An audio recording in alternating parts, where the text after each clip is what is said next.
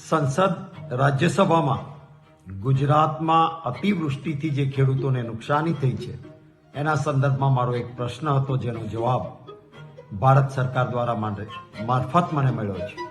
આ જવાબ ખૂબ ચિંતાજનક છે.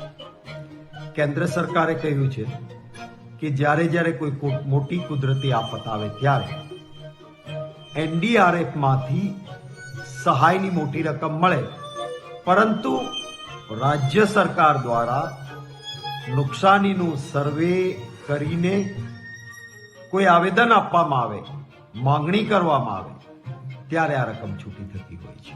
2024 દરમિયાન અતિવૃષ્ટિથી ગુજરાતમાં નુકસાન થયું, પરંતુ ગુજરાતની સરકારે કોઈ પણ પ્રકારનું નુકસાની માટેનું માંગણી કરતું આવેદનપત્ર કેન્દ્રને નથી આપ્યું.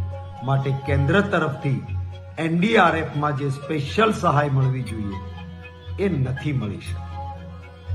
SDRFમાં અને રેગ્યુલર સહાયની મર્યાદા હોય છે.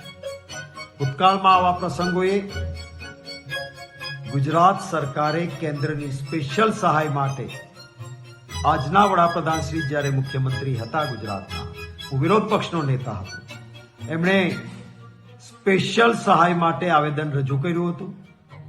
શરદ પવારજી કૃષિ મંત્રીને વિનંતી કરીને ખાસ એ ગાંધીનગર પણ આવ્યા હતા. કોંગ્રેસ પક્ષ તરીકે અમે પણ ગુજરાતને વધારે સહાય થાય, કેન્દ્રમાં કોંગ્રેસની સરકાર હતી, માંગણી કરી હતી અને ઉદાર હાથે NDRFમાંથી પૈસા મળ્યા હતા જ્યારે આટલું મોટું નુકસાન નહોતું. આ વખતે ગુજરાતમાં ખૂબ મોટા પાયે નુકસાન થયું, કેટલાય ખેડૂતો બરબાદ થયા છે. ત્યારે ગુજરાત સરકારે આવેદન આપીને સર્વે થયેલા એક્ઝેક્ટ આંકડાઓ પ્રમાણે ખેડૂતોને પૂરતું વળતર મળે એવી માંગણી કરવી જોઈતી હતી. પરંતુ આ પ્રશ્નના જવાબમાંથી ફલિત થાય છે કે ગુજરાત સરકારે કોઈ આવેદન જ આપ્યું નથી, માંગણી જ કરી નથી. હું માનું છું કે આ એક ગુનાહિત બેદરકારી છે.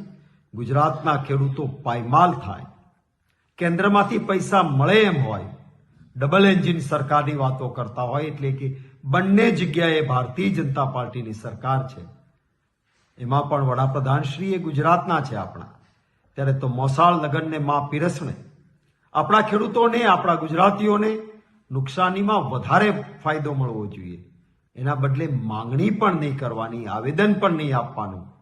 હું માનું છું આ એક ગુનાહિત બેદરકારી છે અને ગુજરાતની જનતાને ઘોર અન્યાય ગુજરાતની ભાજપની સરકાર દ્વારા થયો છે. એ વાતનું ભારોભાર મને દુઃખ છે.